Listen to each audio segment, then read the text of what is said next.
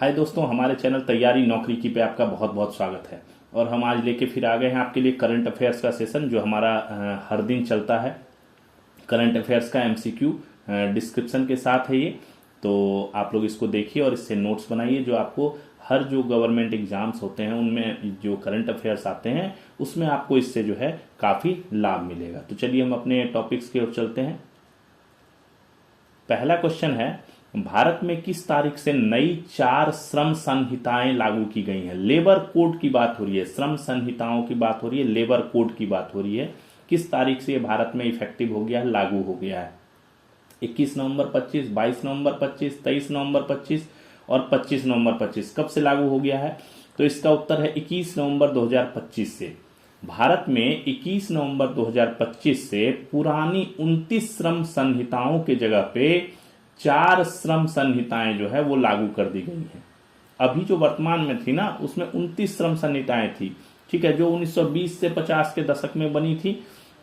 उसमें क्या था ना, आधुनिकता नहीं था। जो आज के परिवेश में श्रमिकों को जरूरत है, जिस हिसाब से इंडस्ट्रीज डेवलप हो रहे हैं, जिस हिसाब से नया परिवेश आ रहा है, नए चीजें इन्वॉल्व हो गई हैं इंडस्ट्रीज में, उस हिसाब से श्रमिकों को जो है उसके नियम जो है वो लागू नहीं किए गए थे। उसमें जो पुरानी श्रम संहिताएं थी उसमें अलग अलग नियम थे जो आज की पीढ़ी के हिसाब से नहीं थे, ठीक है। तो उसी में संशोधन करके, उसी में नया तरीका जोड़ करके जो है 4 श्रम संहिता जो है वो भारत सरकार ने लागू कर दिया है।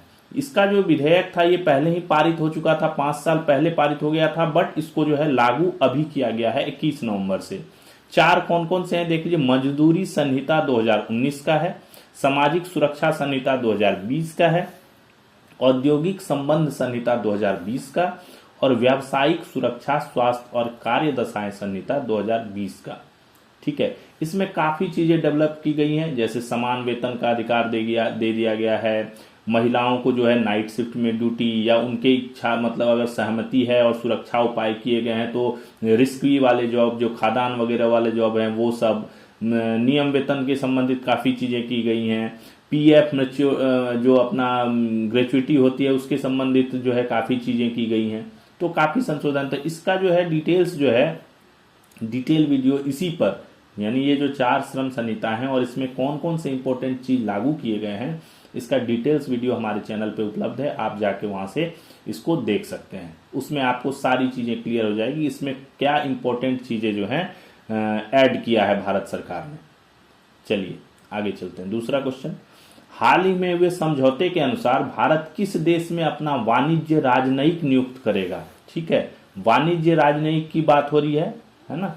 जो अपना इंपोर्ट एक्सपोर्ट्स होते हैं, वाणिज्य के काम होते हैं, उसके ट्रेड के काम होते हैं, उनके लिए की बात हो रही है। तो ईरान, अफगानिस्तान, पाकिस्तान, अमेरिका, कौन करेगा? तो अफगानिस्तान। हाल ही में अफगानिस्तान के वाणिज्य एवं उद्योग मंत्री कौन है? नूरुद्दीन अजीजी।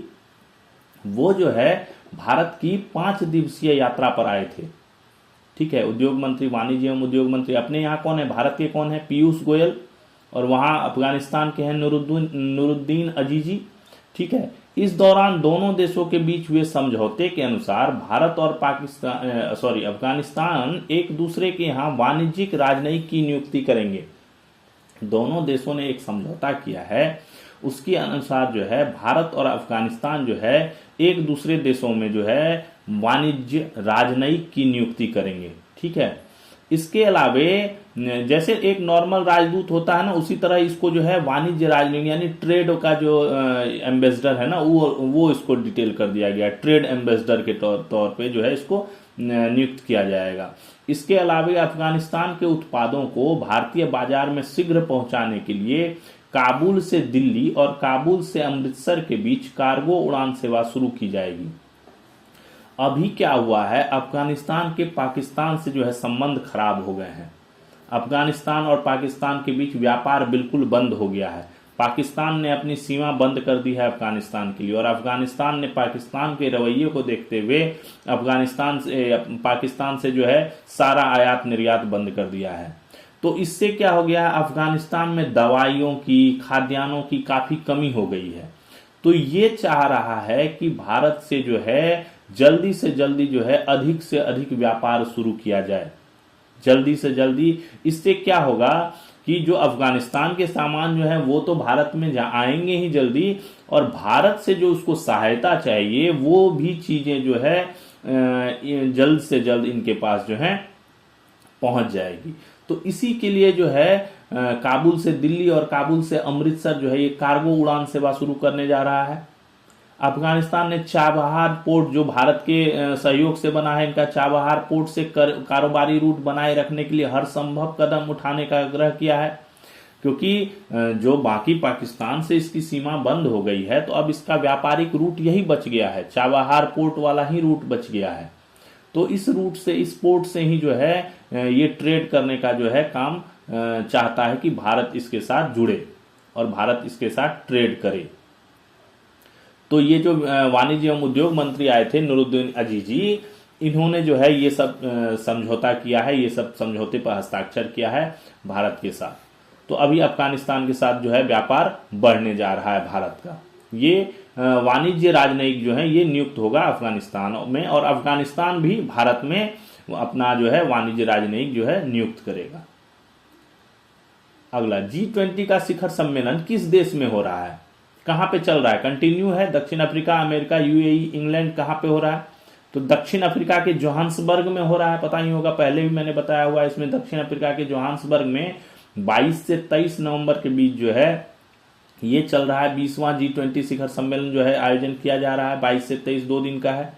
यह पहली बार अफ्रीकी महाद्वीप में और दक्षिण अफ्रीका में पहली बार हो रहा है। ठीक है, इस बार का विषय क्या रखा गया है? एकजुटता, समानता, स्थिरता, सोलिडेरिटी, इक्वलिटी, सस्टेनेबिलिटी। ठीक है, ये इस बार का विषय है। अमेरिका जो है इस सम्मेलन का विरोध कर रहा है। उसने दक्षिण अफ्रीका में किस लिए विरोध कर रहा है? वो अमेरिका का कहना है, डोनाल्ड ट्रंप का, उनके राष्ट्रपति का, कि जो दक्षिण अफ्रीका में गोरे किसान हैं उसको दक्षिण अफ्रीका की सरकार उनका अनदेखी कर रही है, उनका सरकारी दमन कर रही है, उनपे हिंसा कर रही है। ठीक है, इसी का विरोध करते हुए जो है अमेरिका ने इस सम्मेलन में भाग लेने से मना कर दिया। इसी अमेरिका के कारण ही ऑस्ट्रेलिया ने भी जो है अपने प्राइम मिनिस्टर को नहीं भेजा, उन्होंने भी अपने दूसरे मिनिस्टर को भेज दिया है।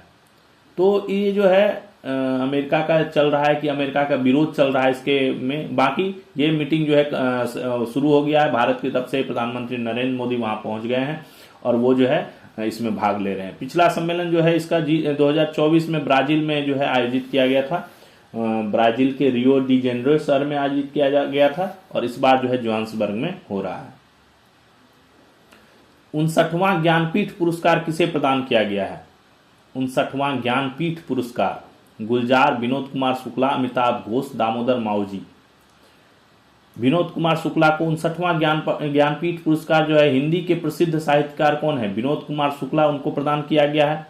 इससे पूर्व 58वां ज्ञानपीठ पुरस्कार किसको दिया गया था? यह संयुक्त रूप से दिया गया था। उर्दू भाषा के लिए गुलजार को और संस्कृत भाषा के लिए स्वामी राम भद्राचार्य को प्रदान किया गया था। ये सभी भाषाओं में दी जाती है। ठीक है, तो पिछला वाला जो था वो 2 भाषाओं में दिया गया था, उर्दू भाषा के लिए गुलजार को और संस्कृत भाषा के लिए स्वामी राम भद्राचार्य को ये सम्मान जो है, पुरस्कार जो है ये प्रदान किया गया था।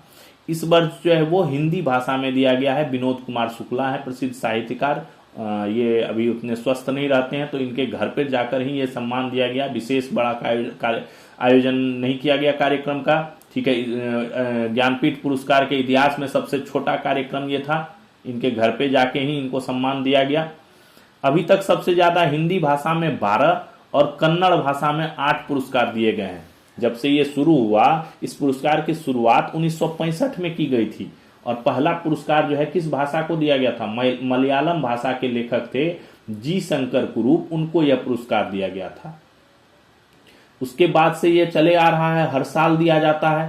ठीक है, हिंदी भाषा में पहला पुरस्कार किसको मिला? 1968 में सुमित्रा नंदन पंत थे, उनको मिला। 1972 में कौन? रामधारी सिंह दिनकर को मिला।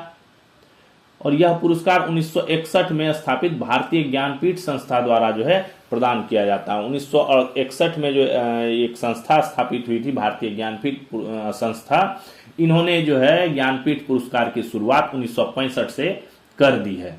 ठीक है, और ये इस बार 59वां मिला है प्रसिद्ध साहित्यकार विनोद कुमार शुक्ला को। 2026 में होने वाले पुरुष T20 विश्व कप की मेजबानी कौन सा देश कर रहा है? America, Netherlands, Bharat, Namibia. कौन कर रहा है? 2026 में होने वाले पुरुष T20 विश्व कप की बात हो रही है। महिला वाला विश्व कप हो गया, वो वनडे था। अभी पुरुष T20 विश्व कप की बात हो रही है। America, Netherlands, Bharat, Namibia. तो भारत कर रहा है इस बार। वर्ष 2026 में होने वाले पुरुष T20 विश्व कप की मेजबानी भारत और कौन? श्रीलंका। अभी जो महिला वर्ल्ड कप हुआ था वनडे वाला, उसमें भी श्रीलंका संयुक्त मेजबान के तौर पे था और इसमें भी श्रीलंका जो है संयुक्त रूप से इसकी मेजबानी कर रहा है। भारत 8 फरवरी को अमेरिका के विरुद्ध अपना पहला मैच खेलेगा। भारत और दक्षिण अफ्रीका के बीच चल रहे टेस्ट मैचों की सीरीज का दूसरा टेस्ट मैच कहां खेला जाएगा? कहां खेला जाएगा? शुरू हो गया है ये 22 तारीख से। कोलकाता, असम, मुंबई, नई दिल्ली। कहां पे? असम के। भारत और दक्षिण अफ्रीका के बीच 2 टेस्ट मैचों की सीरीज खेली जा रही है। उसका जो है पहला टेस्ट मैच जो है भारत हार गया था, 1-0 से सीरीज में पीछे है। अभी दूसरा टेस्ट मैच जो है वो 22 तारीख से शुरू हो गया। 22 से 26 नवंबर को असम के बरसापारा स्टेडियम जो है, जिसको officially doctor Bhupen Hazarika stadium कहा जाता है, वो वहां पे जो है खेला जाएगा। ठीक है, ये खेला जाएगा। कंटिन्यू अभी चल रहा है। 22 को शुरू हो गया है, 22 से 26 चलेगा ये। ठीक है, 2 टेस्ट मैचों का सीरीज था। पहले में भारत हार गया है। अभी जो है भारत इसको जीतेगा तो ये ड्रॉ हो जाएगा, अगर नहीं जीतता है तो भारत सीरीज हार जाएगा। अगला, सेबी में नए पूर्णकालिक सदस्य मतलब फुल टेन्योर मेंबर के रूप में किन्हें नियुक्त किया गया है? अमित अग्रवाल, संदीप प्रधान, अमरवीर सिंह, प्रकाश रावत। संदीप प्रधान को सिक्योरिटीज एंड एक्सचेंज बोर्ड है सेबी का फुल फॉर्म SEBI, सेबी का full form securities and exchange board ने संदीप प्रधान को नए पूर्णकालिक सदस्य के रूप में जो है नियुक्त किया है। ये वर्तमान में पुणे में क्या थे? ये आयकर निदेशक थे, डायरेक्टर थे वहां पे। उनका कार्यकाल 3 वर्षों का होगा। ये 3 वर्ष तक रहेंगे इस पद पे। अब सेबी में इनके आने से जो है 3 पूर्णकालिक सदस्य हो गए हैं। ठीक है, कौन कौन? अमरजीत सिंह, कमलेश चंद्र बरसने एवं संदीप प्रधान जो अभी नियुक्त हुए हैं। इससे पहले 2 थे, अमरजीत सिंह और कमलेश चंद्र बरसने। तो ये सेबी का बोर्ड है। गूगल ने किस देश में अपना सबसे बड़ा विदेशी AI सेंटर खोला है? ताइवान, चीन, वियतनाम, इंग्लैंड। कहां पे अपना सबसे बड़ा विदेशी? गूगल तो अमेरिका की है ना, तो ये कहां पे अपना AI सेंटर, अमेरिका से बाहर कहां पे अपना AI सेंटर खोला है? ताइवान, चीन, वियतनाम, इंग्लैंड। ताइवान में गूगल ने ताइपे जगह है ताइवान का, उसमें अपना नया AI infrastructure hardware engineering centre खोला है। यह अमेरिका के बाहर गूगल का सबसे बड़ा केंद्र है। ताइवान के राष्ट्रपति लाई चिंगते ने इसे, ताइवान के जो राष्ट्रपति हैं लाई चिंगते ने इसे ताइवान की वैश्विक तकनीकी क्षमता में विश्वास का प्रतीक बताया है। ताइवान वैसे भी टेक्नोलॉजी में काफी अग्रसर है, तकनीकी चीजों में काफी अग्रसर है ताइवान की कई चीजें जो है काफी मार्केट में रहती हैं। तो इसी को ध्यान में रखते हुए गूगल ने जो है यहाँ पे अपना एक AI केंद्र बनाया है, जिसमें जो है सारी चीजों का विश्लेषण किया जाएगा और ये सबसे बड़ा इनका जो है अमेरिका के बाहर जो है सबसे बड़ा केंद्र होगा। अगला क्वेश्चन देखिए, भारत सरकार 27 फरवरी 2026 को राष्ट्रीय खातों की नई श्रृंखला जारी करेगी। इसका आधार वर्ष क्या है? आधार वर्ष, नेशनल जो अकाउंट्स हैं उनकी आधार वर्ष क्या रखा गया? इसमें एक बेस ईयर रखा जाता है, आधार वर्ष रखा जाता है। 23-24, 24-25, 25-26, 22-23। उत्तर है इसका 22-23। भारत सरकार 27 फरवरी 2026 को राष्ट्रीय खातों की नई श्रृंखला जारी करेगी, जिसका आधार वर्ष होगा 22-23।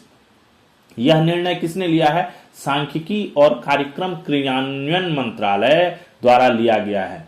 यह कदम क्यों लिया गया है? तो अर्थव्यवस्था की वास्तविक संरचना को दर्शाने के लिए किया गया। क्या है? जो प्रेजेंट स्टेटस है, ये जो आधार वर्ष है, ये बहुत पहले चेंज हुआ था। पिछला संशोधन जो है 2015 ईस्वी में हुआ था, जब आधार वर्ष 2004-05 से बदल करके 2011-12 रखा गया था। 11-12 वाला आधार वर्ष ही अभी तक चल रहा था, जो अभी जो है ये 22-23 निर्धारित किया गया है। ठीक है, तो इसको अपडेट रखने के लिए जो अर्थव्यवस्था इकोनॉमिकल चीजें हैं उनको एग्जैक्ट पोजीशन बताने के लिए, उनका डाटा एग्जैक्ट मैप करने के लिए जो है ये परिवर्तन जो है किया जा रहा है। नई श्रृंखला तैयार करने के लिए राष्ट्रीय खाता सांख्यिकी सलाहकार समिति का गठन किया गया है। एक समिति भी गठन किया गया जिसके अध्यक्ष बनाए गए हैं प्रोफेसर BN गोल्डर। ठीक है, तो इसके लिए जो है एक अध्यक्ष निर्धारित किया गया है, प्रोफेसर BN गोल्डर है। अगला, एनसीसी का स्थापना दिवस कब मनाया जाता है? एनसीसी नेशनल कैडेट कोर जो है एनसीसी 22 नवंबर, 21 नवंबर, 20 नवंबर, 23 नवंबर कब मनाया जाता है? 23 नवंबर को। राष्ट्रीय कैडेट कोर 23 नवंबर 2025 को अपना 78वां स्थापना दिवस मना रहा है। ठीक है, एनसीसी के वर्तमान महानिदेशक कौन है? डायरेक्टर जनरल कौन है इनके? लेफ्टिनेंट जनरल वीरेंद्र वत्स जो है इनके महानिदेशक हैं। स्थापना 1948 में हुई थी, मात्र 20,000 कैडेटों के साथ इसकी स्थापना हुई थी और आज यह 20 लाख कैडेटों के साथ विश्व का सबसे बड़ा वर्दीधारी युवा संगठन है। एनसीसी तो वही है ना, वर्दीधारी युवा संगठन ही है। तो इसमें आज के डेट में 20 लाख कैडेट हैं। ठीक है, और विश्व का सबसे बड़ा वर्दीधारी युवा संगठन है। इसकी उपस्थिति देश के कितने जिलों में है? 780 जिलों में से 713 जिलों में इनकी उपस्थिति है। तो ये काफी बड़ा जो है संगठन बन चुका है एनसीसी, नेशनल कैडेट कोर, राष्ट्रीय कैडेट कोर जो है, और इसका जो है 78वां स्थापना दिवस जो है वो 23 नवंबर को मनाया जा रहा है।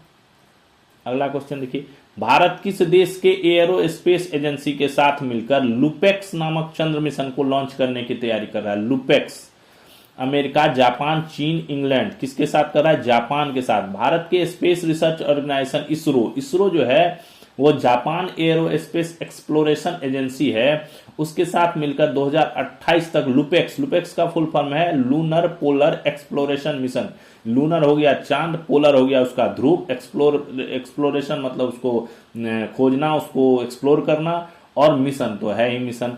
तो इसी यही नाम है इसका, लुपेक्स देख रहे हैं ना, लूनर पोलर एक्सप्लोरेशन मिशन नामक ये चंद्र मिशन है को लॉन्च करने हेतु साझेदारी किया है। इसको चंद्रयान 5 भी नाम दिया गया है। ये लुपेक्स मिशन को चंद्रयान 5 भी नाम दिया गया है। इसमें ये जो ज्वाइंट वेंचर होगा, इसमें भारत जो है वो लैंडर उपलब्ध कराया। जब चंद्रयान 3 का सफल प्रक्षेपण हुआ और लैंडर सफलतापूर्वक उतरा तो जापान जो है इस पे भारत पे विश्वास दिखाया है, तो भारत लैंडर उपलब्ध करवाएगा, जबकि जापान क्या देगा? रोवर देगा और H3 लॉन्च व्हीकल उपलब्ध कराएगा जिससे लॉन्च किया जाएगा। इस मिशन का उद्देश्य क्या है? इस मिशन का उद्देश्य है चांद पर पानी की खोज, चांद पे पानी का खोज करना इस मिशन का जो है मेन इंपॉर्टेंट उद्देश्य है। ठीक है, पानी वहां बर्फ वाले ये देखा जाएगा कि कहां पे बर्फ वाला इलाका है, किस ध्रुव पर, उस ध्रुव पर जाके जो है बर्फ वाले इलाके से जो है पानी की जो है खोज की जाएगी। तो उसके लिए जो है ये लुपेक्स मिशन जो है जाएगा। ये चंद्रमा का मिशन है लुपेक्स। भारत का इसरो और जापान एरोस्पेस एक्सप्लोरेशन एजेंसी जापैक्स जो है वो इस दोनों जो है ये दोनों मिलकर इसको साझेदारी से करेंगे। अगला देखिए, मंत्रिमंडल की नियुक्ति समिति ने अमित अग्रवाल को नया दूरसंचार सचिव नियुक्त किया है।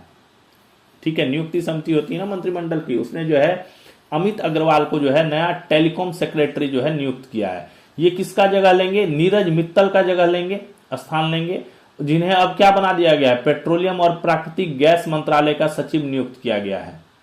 ठीक है, ये नीरज मित्तल अभी पेट्रोलियम और प्राकृतिक गैस मंत्रालय के सचिव हो गए हैं। अमित अग्रवाल इससे पूर्व किसमें थे? दवा विभाग में सचिव थे। जो अभी दूरसंचार सचिव हो गए हैं वो दवा विभाग में सचिव थे। मनोज जोशी अब दवा विभाग के नए सचिव होंगे। तो दवा विभाग का सीट खाली हो गया तो वहां पे अभी मनोज जोशी जी को दे दिया गया है।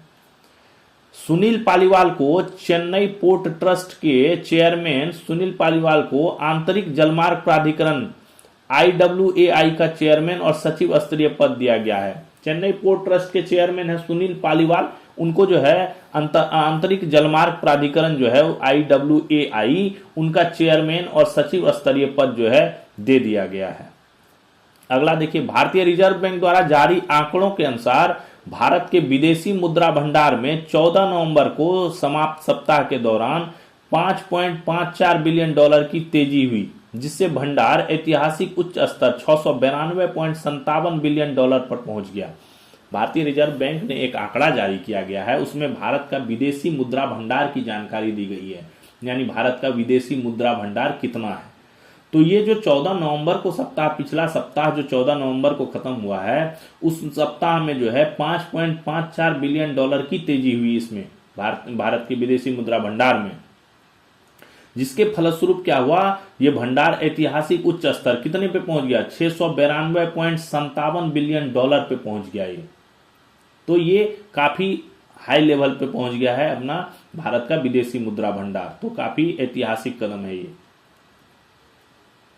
अगला देखिए, विश्व स्वास्थ्य संगठन की ग्लोबल टीबी रिपोर्ट 2025 के अनुसार वर्ष 2015 से 2024 के बीच भारत में टीबी की घटनाओं में 21% और मृत्यु दर में 25% की कमी हुई है। टीबी का जो है विश्व स्वास्थ्य संगठन ने क्या है, ग्लोबल टीबी रिपोर्ट जारी किया है, ठीक है, 2025 का। उसमें कहा गया है क्या, 2015 से कंपैरिजन किया गया है 2024 का, 2015 और 2024 के बीच में कंपैरिजन किया गया है। तो टीबी का जो घटना है वो 21% कम हो गया है, और जो टीबी से मरने वाले की जो मृत्यु दर है वो 25% कम हो गई है।